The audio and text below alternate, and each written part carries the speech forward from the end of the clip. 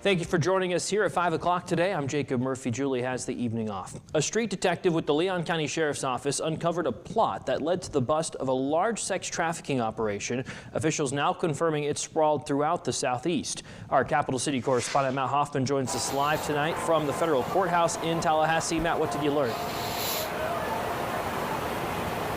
Yeah, Jacob, so this is actually a Dothan, Alabama man now in prison for life. But as you mentioned, this all started on the street level with the Leon County Sheriff's Office detective. Leon County Sheriff Walt McNeil was one of the folks to speak today.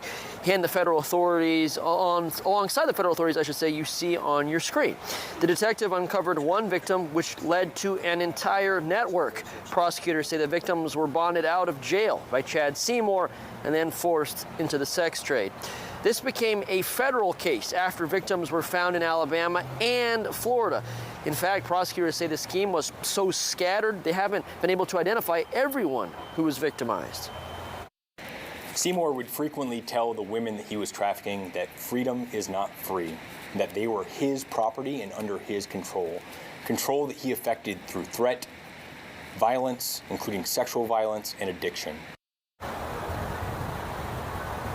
Now, Seymour pled guilty to one count of conspiracy to commit sex trafficking by force alongside a slew of other felonies. Seymour's co-defendant, Kimberly Robinson Gandy, went to trial in her case, and she was convicted.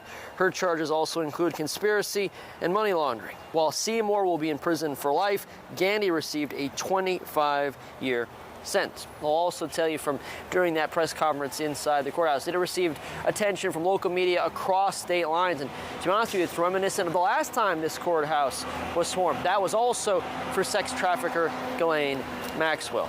For now, in downtown Tallahassee, I'm Matt Hoffman, WCTV Eyewitness News. All right, Matt, thank you.